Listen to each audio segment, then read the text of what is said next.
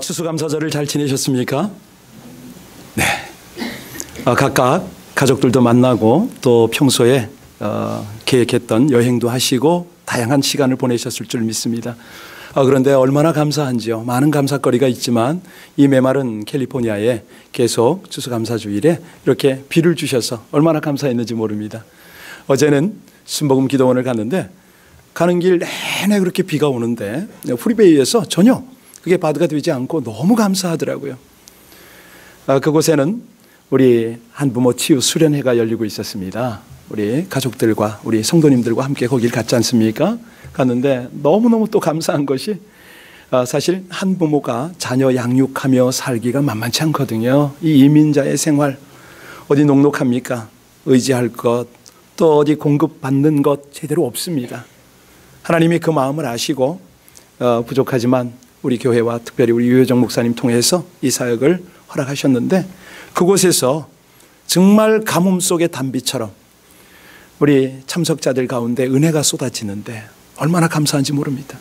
한 분이 이렇게 참 보기 드문 그런 아름다운 미소를 지으면서 성령께 사로잡혀서 하나님을 찬양하는데 제가 해보게 되더라고요. 이렇게 은혜는 공유가 되는구나. 많은 분들께 감사드리고요. 특별히 어제 애쓰시고 그 빛 속에 함께 다녀오신 분들 고맙습니다. 예수님이 오시기 전 400년 전에 이스라엘 땅에 큰 가뭄이 있었습니다. 이 캘리포니아 가뭄과는 비교가 안 되죠. 엄청난 가뭄이 몰려왔는데 그러니까 곡식들이 다 말라 죽어가죠. 근데 설상가상입니다. 그 곡식이 말라 죽어가는 중에 메뚜기 떼들이 아주 그 모든 작물들을 초토화를 시킵니다.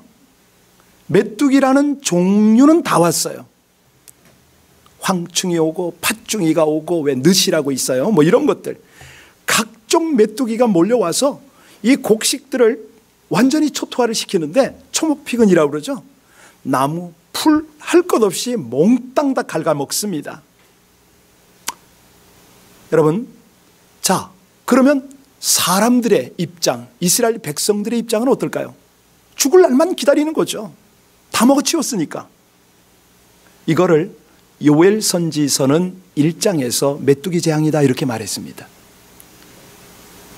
자, 그래서 이 재앙을 만날 때는 이렇게 하십시다. 하나님이 이걸 원하십니다라고 요엘서 1, 2, 3장을 지금 기록을 한 거예요. 핵심은 뭐냐면 옷을 찢지 말고 마음을 찢고 하나님께로 돌아오면 이 재앙이 거칠 것입니다. 오늘 설교 제목이 뭐라고요? 이거를 이해하시려면 먼저 제가 던지는 도전을 받으셔야 됩니다. 우리 주변에 보면 학생들이 많은데요. 학생들 중에 공부 잘하는 학생들이 있고 공부를 조금 이렇게 소홀히 하는 학생들이 있어요. 누가 스트레스를 더 받을까요? 아무래도 그 스트레스 받는 그 사람들이 있는데 학생들이 있는데 그럴 거예요. 대부분. 내가 매일 공부해야 되는데 엄마가 하라고 하는데 좋은 학교 가라고 그러는데 공부를 해야 되는 걸 알아요. 말도 해요. 나 하겠다고. 그런데 책상에 앉는 법이 없어요. 앉아도 컴퓨터 게임만 해요. 이럴 때 엄청나게 스트레스 받지 않겠어요? 놀아도 노는 게 아니죠. 그런데 이게 학생의 이야기가 아니고 신앙인들의 이야기입니다. 믿음의 사람들이 꼭 그래요. 내가 기도해야 되는데 내가 말씀 읽어야 되는데 하나님께서 나에게 원하신 그 길을 내가 가야 되는데 마음은 그래요. 근데 이게 안 되는 거예요. 예배 드리러 내가 안 빠지고 나가야 되는데 나 이렇게 살면 죽는데 내가 하나님 말씀 순종해야 하나님 경험하고 하나님의 능력 속에 살아가는데 뻔히 아는데 안 되니까 기쁨이 없어요. 그냥 너무 힘들어요. 신앙생활이 몸이 건조해요. 심지어는 기도도 안 나온다고 그래요. 자꾸 핑계거리 찾고 남만 탓해요. 학생만 그런 게 아니라 신앙인이 그럴 수가 있다는 거죠. 요엘서의 요약이 뭐라고 그랬습니까? 메뚜기 재앙입니다. 2장의 요약은 뭘까요? 자, 자연을 통해서 하나님의 교훈을 못 깨달으면 이제는 실제 사람을 통해서 군대를 통해서 이스라엘을 깨우는 하나님의 역사가 2장에 나타났어요. 화면에는 안 뜨니까 여러분의 성경책을 보시고 요엘서 2장 1절을 다 함께 한번 봉독할까요? 시작. 시온에서 나팔을 불며 나의 거룩한 산에서 경고의 소리를 질러 이 땅 주민들로 다 떨게 할지니 이는 여호와의 날이 이르게 됨이니라. 이제 임박하였으니, 메뚜기 재앙 가지고 정신 못 차리면 하나님의 날을 하나님이 만들겠다는 것이죠. 사실 이 여호와의 날은 실제로 임했습니다. AD 70년경이죠.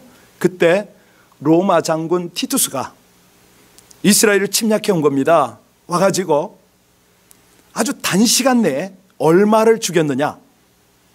100만 명을 죽였습니다. 여러분, 100만 명 죽는 거 실감이 잘 안 나시죠? 이렇게 비유할까요? 대지진이 한번 벌어지잖아요. 중국 그 스탄에 어마어마한 지진이 일어났을 때 5만 명도 안 죽습니다. 근데 온 지구촌이 난리가 나잖아요. 비유 한번 들었습니다. 사람이 몇십 명, 몇백 명, 몇천 명만 죽어도 난리인데 몇만 명 죽으면 이거야말로 어마어마한 재앙이라고 생각할 텐데 일순간에 100만 명을 희생당한 이스라엘, 그 입장이 어떨까요? 만약에 우리가 그런 경험을 했다, 어떤 느낌일까요? 요엘서 2장 2절을 보면요, 곧 어둡고 깜깜한 날이요 빽빽한 구름이 낀 날이라 새벽빛이 산꼭대기에 덮인 것 같으니 이는 많고 강한 백성이 이르렀습니다. 자고 이래로 이후 세세에 없으리로다. 와, 너무 그냥 두려움이 몰려오는 거죠. 이 엄청난 재앙 앞에서 숨도 제대로 못 쉬는데 놀라운 것은요, 예수님이 이걸 또 예화로 드셨네요. 마태복음 24장에 보면 바로 이 요엘서 2장을 예수님이 예화로 들면서 창세 이후로 이런 환란 없을 것이다, 후회도 없을 건데 이 환란이 오면, 그건 이제 우리 예수님이 재림할 때를 말하는 겁니다. 이 환란이 오면 얼마나 급하게 오는지 너희들이 이거 대비해야 되는데 밭에 있다가 절대 겉옷 가지려고 집 안으로 들어가지 말아라 말씀하시죠. 그죠? 또 이 환란이 겨울에 오면 얼마나 곤란받겠니? 겨울에 오지 않도록 기도해야 되고, 특히나 예배 중에 오면 안 되니까, 안식일 날 오면 안 되니까 위에서 기도하라, 이렇게 말씀을 하셨어요. 여호와의 날, 이 재앙의 날이 현실적으로 있었고요, 이제 미래적으로 다가올 걸 말씀하셨다고 그랬습니다.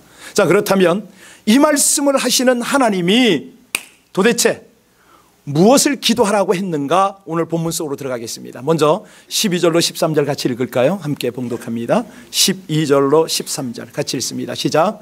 여호와의 말씀에 너희는 이제라도 금식하고 울며 애통하고 마음을 다하여 내게로 돌아오라 하셨나니 너희는 옷을 찢지 말고 마음을 찢고 너희 하나님 여호와께로 돌아올지어다.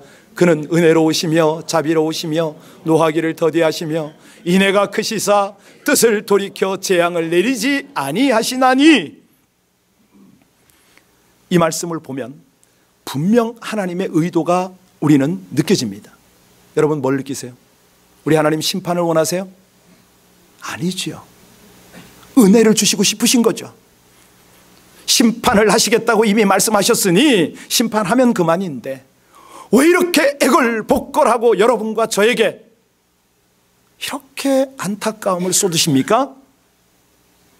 많은 사람들이 그런 생각을 합니다. 하나님, 크고 두려워서 높은 곳에서 나를 쳐다보고 계셔서 내가 죄 지으면 이놈 하실까 봐 걱정하고 계세요.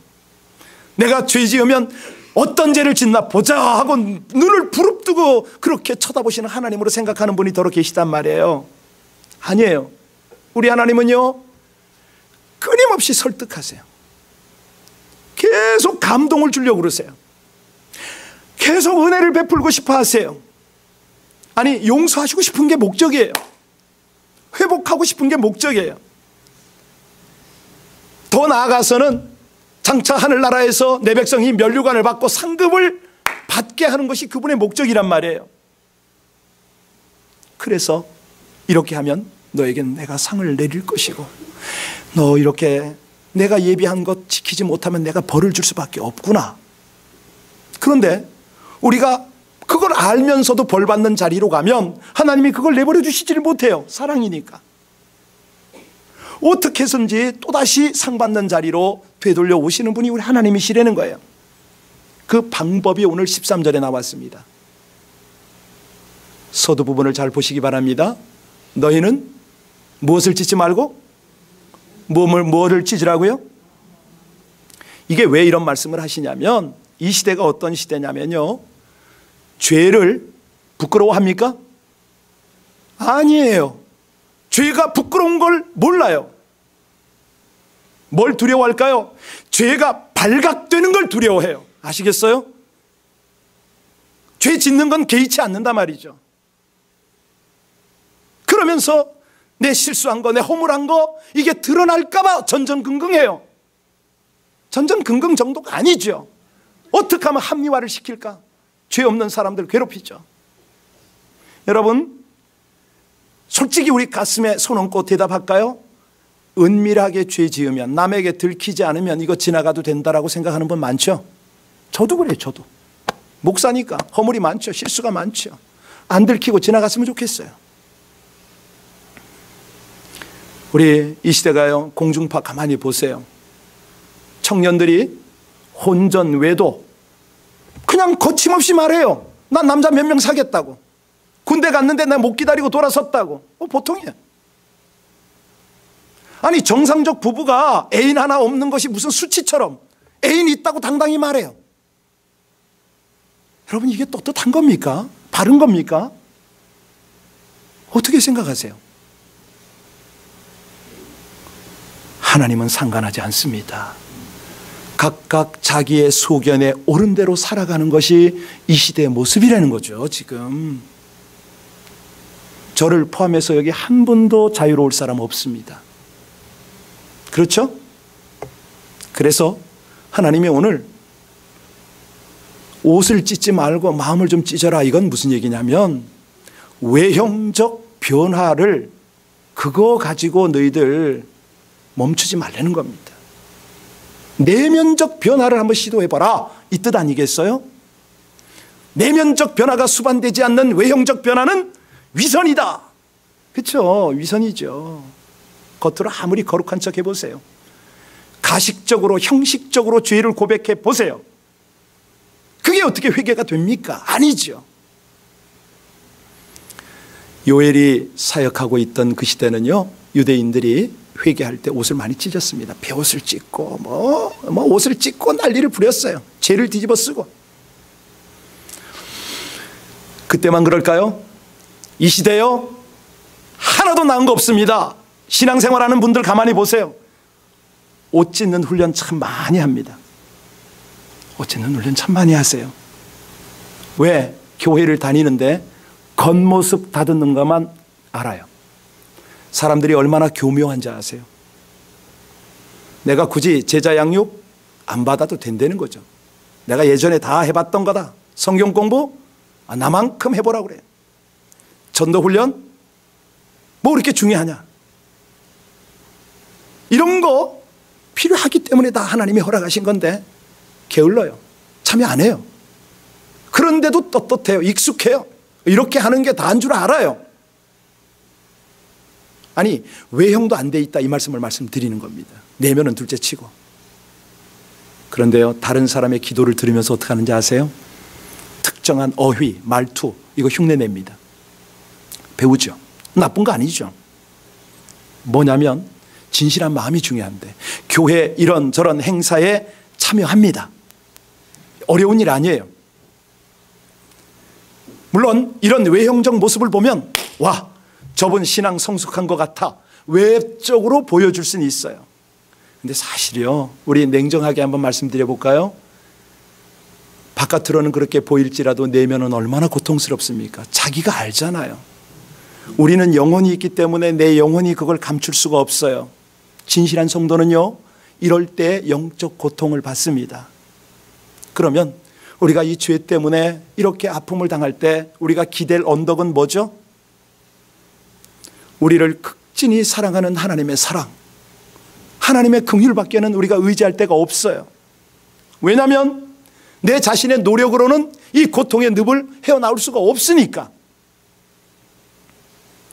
사실 우리는 선택해야 됩니다. 많은 잘못 다 저질러요. 저도 그렇고요. 그런데 엉거주춤하고 그렇게 살아갈 수도 있어요. 근데 하나님이 원하는 거는 엉거주춤이 아니에요.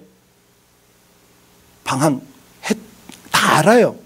방황할 수밖에 없는 걸 다 아는데 하나님이 지금 여기서 뭐라고 그러냐면 마음을 찢고 너희 하나님 여호와께로 어떻게 하라고요? 어떻게 하라고요? 돌아올지어다. 돌아오기를 기다리는 거예요. 돌아오기만을. 왜? 긍휼을 베풀어야 되니까. 회복을 해야 되니까. 하나님이 가장 원하는 거는 심령이 하나님 앞에 나오는 거거든요. 다시 말씀드립니다. 형식적이고 외적인 표현, 이거 말하는 거 아닙니다. 옷 겉옷 잡아 찢으라고 지금 이거 하나님이 요구하는 거 아니에요. 상한 마음을 좀 찢어보자. 그럴 때 하나님이 그 영혼을 귀히 여기시고 그를 다시 한번 회복하실 수가 있지 않습니까? 어제요, 치유수련회에 가서요, 우리 그곳에 참석하신 분들 정말 참 감사하더라고요. 얼마나 애통하면서 우는지. 제가 그 모습을, 물론 저는 진행자니까 너무 감사하죠, 하나님께. 그러면서 동시에 느끼는 게, 나 저렇게 애통한 게 언제지? 그 생각이 들었어요. 아니, 그 모습을 보면서 하나님의 임재가 저기 가득하구나, 치유가 회복이 일어나고 있구나, 저 분명히 알지요. 결론이 뭐냐면 우리 하나님이 찾으신 심령은 바로 그 상한 심령이거든요. 내가 어찌할꼬, 하나님, 제가 어떻게 해야 하나님과 온전한 회복을 이루고 하나님을 머리로 아는 게 아니라 어떻게 해야 제가 영으로 경험을 합니까? 이거거든요. 여러분, 다시 말씀드릴게요. 저도 그렇고 여러분도 그렇고요, 죄를 범합니다. 그런데 죄를 범할 때, 그것도 남몰래 죄를 범할 때 순간은 달콤할 수 있어요. 순간은. 그런데 그 값은 어떻죠? 대가는 쓰디씁니다. 결과는요, 처참하죠. 인간관계, 가족관계 다 파괴되잖아요. 하나님과의 관계 다 단절이 되잖아요. 경험했잖아요. 이거를 해결하고 싶어서 하나님이 뭘 원하신다고요? 회개를 촉구합니다. 어떻게 회개하랍니까? 금식하라고, 울라고, 애통하라고. 이거 말하려면 한두 끝도 없지만 짧게 말씀드릴게요. 금식이라는 게 뭡니까? 내 몸의 모든 기운 다 빼버립니다. 항복이에요. 하나님으로 저를 채워달라고. 아니, 울고 애통할 때 어떤 일이 벌어집니까? 내 영혼의 찌꺼기들, 온갖 죄들 다 씻겨가잖아요. 어제 집회하면서 많이 울으라고 그랬지. 많이 울으라고, 펑펑 울으라고. 왜? 그래야 회복이 되니까. 그래야 치유가 되니까. 그래야 하나님과의 관계가 회복이 되니까. 여러분, 하나님이요, 그 수준으로 우리를 사용하는 분 아니세요. 왜냐하면 이 관계가 회복이 되어져야 비로소 하나님의 목표, 하나님의 목적이 이루어져요. 뭐냐면 우리를 통해서 다른 사람이 치유받고 회복을 받아야 되거든요. 이 은혜가 흘러가야 되거든요. 이게 안 흘러가면 우리는 이중적 중무육이에요. 나만 은혜 못 받는 게 아니라 하나님이 나를 통해서 하시려는 일을 다 방해하고 있어요. 다른 사람 죽이고 있어요. 살리지는 못할 망정. 이게 웬일입니까? 내가 회복이 되어지면 나만 사는 게 아닙니다. 주변 사람 살리거든요. 여러분 잘 보세요. 주변 사람 찾아다니면서 죽이는 사람이 있어. 지만 죽지. 뭘 귀신이야. 그래서 하나님이 심판의 경고를 주시는 거예요. 왜 너만 죽지 다 죽이냐 이거죠. 심판의 경고가 울릴 때 그 소리를 안 듣겠다고 귀 막는다고 안 들리냐 이거예요. 지금 이게 안 들려요? 하나님이신데. 하나님이 이 심판의 경고를 주실 때는요, 완전히 망가지기 전에 주시는 은혜거든요. 더 이상 어떻게 할 수가 없으니까. 그래서 하나님이 원하시는 것은 마음을 찢고 돌아오라는 거예요. 마음을 찢고 돌아오라. 왠지 아세요? 이 마음이라는 것은요, 만물보다 더 패역했어요. 간사해요. 여러분의 마음 믿을 수 있어요? 저는 제 마음을 못 믿겠어요. 조석간에 변하고 하루에도 12번도 변하더라고요. 그래서 이 마음을 찢는다는 원어의 의미는 뭐냐면 그 히브리어로 그렇게 되어 있어요. 카라 레바브켐이라고 그러는데 이게 무슨 소리냐면 죄에 대해서 가슴을 치려는 거예요. 죄의 비참성을 깨닫고 상한 마음으로 죄를 슬퍼하라 이거예요. 진정한 회개는 돌이키는 거잖아요. 더 이상 죄를 반복해서 짓는 게 아니고 아무런 감동 없이 옷만 찢는 게 아니고. 그런데요, 이렇게 하나님이 말씀하시면 뭐라는지 아세요? 옆 사람 옷 좀 당겨보세요. 네 옷만 찢으래, 네 옷만. 아니, 마음은커녕 옷도 안 찢으면서 남의 옷만 찢으려고 그래요. 이게 누구 얘기냐고요? 제 얘기예요. 또 시험 들까 봐 제 얘기라고 그래 또 표현해야지. 이 소리 듣고 지금 시험 드는 사람 회개하세요. 목사 날치네? 왜 목사가 쳐요? 할 일 없어요 제가? 중요한 건요, 남의 옷 좀 찢지 마세요. 남의 마음 찢지 마세요. 내 마음을 못 찢으면 옷이라도 찢어야 되는데 지금 하나님께서 너는 마음은커녕 옷도 찢지 못하면 나는 어쩌란 말이냐. 여러분 한번 생각해 보실까요? 내 마음을 한번 점검해 볼까요? 남을 함부로 정죄했던 거, 용서 안 한 것 그건 둘째치고 정죄했던 거, 말씀 좀 보라고 해도 절대 안 보죠. 쉬지 말고 기도하라고 했는데 기도 안 하죠. 이 모든 것이 하나님의 뜻인데 하나님의 다른 뜻만 찾고 있죠. 이런 것들을 냉철하게 성찰하면서 내 마음이 한 번쯤은 아파야 됩니다. 나 왜 이러지? 나 왜 이러지? 만약에요, 지금 이 메시지를 듣고도 내 마음에 요동함이 없다면, 느낌이 없다면 마음이 강팍한 겁니다. 굳을 대로 굳어지신 거예요. 아시겠죠? 목회는 여러분을 보듬습니다. 그런데 설교는 여러분의 가슴을 후려칩니다. 당하셔도 돼요. 하나님이요, 우리 마음밭을, 고집스럽고 강팍한 마음을 하나님의 은혜로 부드럽게 해야 되는데 그 은혜가 부어지지 않으니까 이 방법을 쓰시는 거 아니에요? 이 강팍하고 고집스러운 마음은요, 오래 묵은 땅입니다. 갈아엎어야 되거든요. 호세아서 18장 14절에 말씀하십니다. 너희가 자기를 위하여 의를 심고 긍휼을 거두라. 지금이 곧 여호와를 찾을 때니 너희 묵은 땅을 기경하라. 마침내 여호와께서 임하사 의를 비처럼 너희에게 내리실 것이다. 은혜를 그렇게 이 단비처럼 주시고 싶은 거예요. 어떤 때요? 하나님 앞에 교만한 마음, 하나님을 온전히 신뢰하지 못하는 그 마음을 찢어버릴 때, 저는 자신이 하나님이 되어서 하나님 노릇하는 분들을 덜어봅니다. 두려워요. 두려워요. 진정한 이 마음을 찢는 건요, 이게 회개가 될 뿐만 아니라요, 바른 회개가 되기 때문에 방향 전환이 돼요. 여러분, 가롯 유다와 베드로의 차이가 뭡니까? 가롯 유다는 회개하는 걸로 멈췄어요. 아니, 후회했어요. 후회. 그런데 베드로는요, 회개했을 뿐만 아니라 돌아간 거죠. 주님께, 하나님께 나아간 거죠. 자, 이제 이것이 뭐냐면 인정하느냐 안 하느냐. 오늘 이제 핵심 부분으로 들어갑니다. 내가 마음을 찢을 수 있는 조건은 뭐냐면 죄를 인식하고 인정해야 됩니다. 그러면 이제 찢을 준비가 되는 거예요. 어떤 걸 인정하셔야 되냐면, 너희는 먼저 뭘 구하라고요? 그의 나라와. 그런데 여러분들은 먼저 뭐 구하십니까? 내 관심사를 구하잖아요. 어떻게 먹고 살 것인가? 내가 어떻게 하면 사람들 앞에 내 모습을 인정받을 것인가? 여기 관심이 있잖아요. 그렇지 않나요? 먼저 그의 나라와 의를 구하라는데, 하나님의 관심사보다는 내 관심사가 우선인 거예요. 기도 안 찬 거죠. 하나님이 속아주십니까? 하나님을 경외하고 사랑하고 감사하고 찬양해야 되는데 이거 없어요. 말로는 해요. 말로는. 입술로는 해요. 근데 삶에서는 전혀 그런 게 없어요.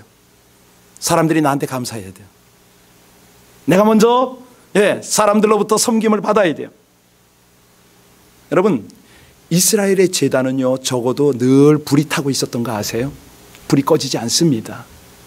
그런데 우리 마음을 성전 삼으신 하나님께서 우리 마음의 제단에 하나님을 향한 열정과 헌신의 불이 타오른다고 말할까요? 아니에요. 늘 잊어버리고 다니세요. 한 주일에 한 번, 그것도 1시간도 제대로 못 드려서 지금 이 자리에 와서 또 딴 생각하고 내 마음의 예배가 주께 연락되는지 안 되는지 큰 신경도 안 쓰고 자리 채웠고 눈도장 했고 그리고 가고 싶은 마음이 우리 속에 있을 거예요. 중요한 건요, 우리가 하나님의 나라와 의와 그분을 높여드리는 가장 기본적이고 중요한 사명은 까마득하게 잊어버린 채 돈 찾고 있습니다. 하나님, 이번 사업이, 이번 직장이 제대로 되기만 하면 저 11조 드릴게요. 하나님, 저 한 건 좀 하고 싶습니다. 저 이 자리에 가야 되고 이 학교에 합격해야 되겠는데요. 계속 입으로는 하나님을 찾는데 마음으로는 우상들을 섬기고 있습니다. 권력의 신, 금전의 신, 황금의 신, 쾌락의 신을 쫓고 있지 않습니까? 아니, 그건 안 한다고 합시다. 그런데요, 조금만 형편이 나아지면 뭐 합니까? 바로 딴 생각합니다. 우리 하나님을 예배하는 건 이선이에요. 즐길 거 즐기고 할 거 하고. 디모데후서 3장 1절로 4절에 하나님 말씀하십니다. 내가 이것을 알라. 말세에 고통하는 때가 이르리니 사람들은 자기를 사랑하며 돈을 사랑하며 자긍하며 교만하며 회방하며 부모를 거역하며 감사치 아니하며 거룩지 아니하며 무정하며 원통함을 풀지 아니하며 참소하며 절제하지 못하며 사나우며 선한 것을 좋아하지 아니하며 배반하며 팔며 조급하며 자고하며 쾌락 사랑하기를 하나님 사랑하는 것보다 더한다. 여기서 빠져나갈 수 있는 사람 없습니다. 없어요. 이게 오늘의 우리의 모습입니다. 어떡하랍니까? 이걸 찢으려는 거죠. 마음을 찢고 하나님께로 돌이켜라. 사실은요, 이거는 지금 우리가 개인을 적용해 봤는데 더 중요한 건 공동체입니다. 크리스천 가정 공동체와 교회 공동체가 어떤지 아세요? 심각한 게요, 용서와 사랑에 너무 인색해요. 뭐든지 잘못한 건 기가 막히게 찾아내네. 정죄하는데 왜 이렇게 여러분들이 익숙해요? 포용하고 용서하고 이해해주고 격려해주고 사랑해주는, 왜 여기에 관심이 그렇게 없어요? 익숙해야 되는데, 그게 익숙해야 되는데 엉뚱한 쪽에 발전을 하는 거예요 지금. 와, 이거 너무 심각한 거예요. 여러분, 교회가 그런 데인가요? 아니잖아요. 우리 모두가 불완전하기 때문에, 죄인이기 때문에 교회에 왔는데 적어도 여기서는 용서가 있어야죠. 이해가 있어야죠. 다듬어 줘야죠. 아니, 적어도 그런 모습 발견하면 말없이 기도해 줘야죠. 근데 이런 게 잘 안 보여요. 하나님의 이 모습을 볼 때 무엇을 느끼시겠어요? 하나님은요, 야, 제발 좀 악순환의 고리를 끊어야지. 너도 그렇게 하면 어떡하냐 이거예요. 니도 고리를 만들고 니도 또 하나 만들면 이거 어쩌자는 거냐. 그렇잖아요. 적어도 내 손에선 끊어져야잖아요 그게. 마태복음 6장 14절 15절에 우리 주님이 그렇게 말씀하십니다. 너희가 사람의 과실을 용서하면 너희 천부께서도 너희 과실을 용서하려니와 너희가 사람의 과실을 용서하지 아니하면 너희 아버지께서도 너의 과실을 용서?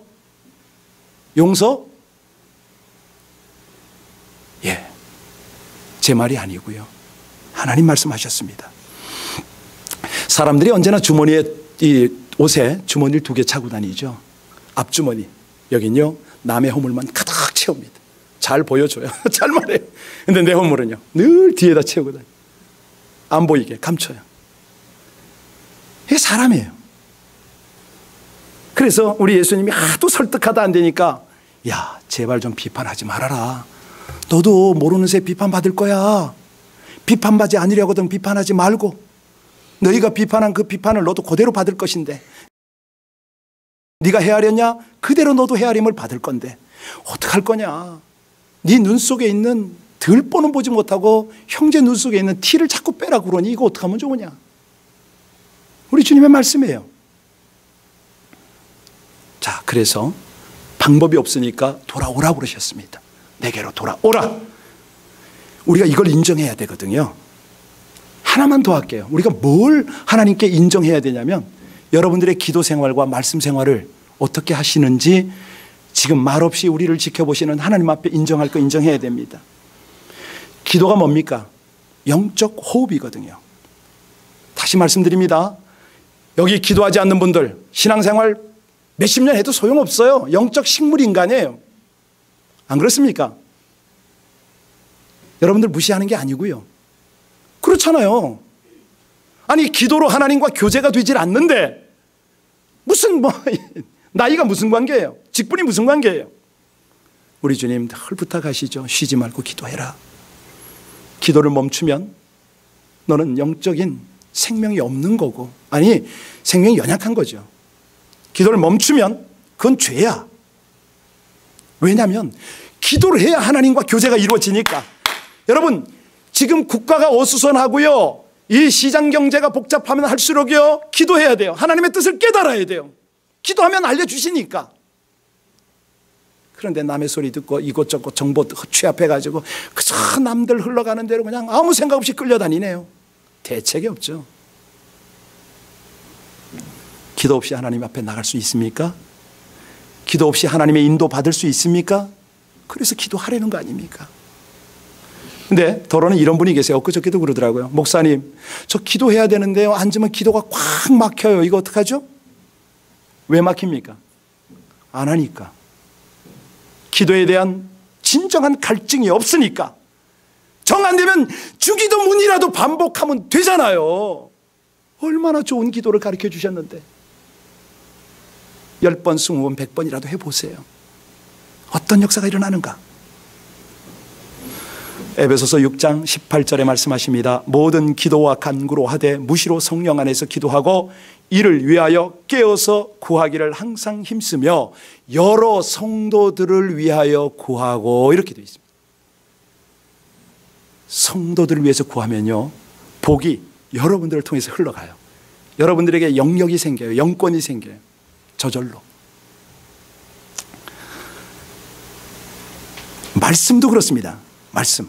올해 한번 통독을 해야지. 여러분들 도전하신 분도 계실 텐데, 말씀이라는 게 뭡니까? 영적 양식 아닙니까? 우리 육신을 위해서 삼시세끼 꼬박꼬박 챙기고 한 끼만 굶어도, 하루만 굶어도 뭐 죽을 것처럼 난리를 치는데, 영적 양식을 안 먹으면서도 소홀히 하면서도 어떻게 영적으로 내가 유지하겠다는 거예요? 어떻게 바른 분별력을 가지겠다는 겁니까? 어떻게 영적 활력을 가지겠다는 거예요? 이건 아니지요. 마귀에게 철저히 무너지고 유린당하는 이유 아세요? 영적으로 영양실조에 걸리니까 그렇죠. 마귀의 도구로 쓰임 받아요. 예, 마귀에게 저항할 수가 없어요. 사람이 떡으로만 살 것이 아니요 하나님의 입으로 나오는 모든 말씀으로 살 것이라 우리 주님 분명히 하시잖아요. 사람으로 할 수 없을 때 하나님의 말씀으로 할 것이다. 자, 말씀을 많이 알아도 소용없습니다. 기도 많이 해도 소용없습니다. 더 핵심은 뭐냐면 마음을 찢고 돌아오라 이거잖아요. 마음을 찢고 돌아오는 자, 어떤 복을 주시느냐? 13절 다시 한번 볼까요? 잘 보시기 바랍니다. 시작. 너희는 옷을 찢지 말고 마음을 찢고 너희 하나님 여호와께로 돌아올지어다. 그는 은혜로우시며 자비로우시며 노하기를 더디하시며 인애가 크시사 뜻을 돌이켜 재앙을. 자, 하나님께서 어떻게 하시겠다고요? 예, 재앙 심판하시지 않겠답니다. 용서하시겠답니다. 이게 은혜입니다. 이게 복음입니다. 내 아들을, 하나님의 아들을 이 땅에 보내신 것은 너희의 모든 죄를, 그 허물들을 다 도말하고 내 자녀 삼기 위한 것인데, 내가 너희를 위하여 구원을 위하여 보냈는데 내가 이거 시행해야지. 그 말씀이거든요. 14절 볼까요? 아주 중요한 메시지가 14절에 두 개나 있습니다. 우리 14절 말씀 시작. 주께서 혹시 마음과 뜻을 돌이키시고 그 뒤에 복을 내리사 너희 하나님 여호와께서 소제와 전제를 드리게 하지 아니하실지 누가 알겠느냐? 소제와 전제 무슨 뜻입니까? 제사입니다. 제사, 아침 저녁의 제사인데요, 이 제사를 이 시대로 옮기면 뭐죠? 예배입니다. 하나님께로 돌아오면, 마음을 찢고 돌아오면 너희가 예배를 드릴 때마다 그 예배를 내가 흠양할게, 이 말씀이죠. 이스라엘 백성들은 하나님과 그 제사, 예배를 통해서 교제를 했어요. 구약시대 때 제물이 다 필요했잖아요. 신약시대 때는요, 회개하고 돌아오면 제사를 연락해 주시겠다는 것입니다. 이거는요 조금 더 여러분들이 깨우치셔야 돼요. 이 연락이 뭐냐면 관계 회복을 말합니다. 관계 회복. 주일날 딱 올 때 여러분들이 첫 자리에 앉으면서 뭘 구하세요? 하나님, 오늘 예배를 통해서 하나님과 제가 친밀한 교제하기를 원합니다. 이렇게 기도하세요. 이거 해야 돼요. 일주일에 한 번인데 예배에 와서도 하나님과의 온전한 회복을 이루지 못하고 돌아간다? 한 주를 어떻게 삽니까?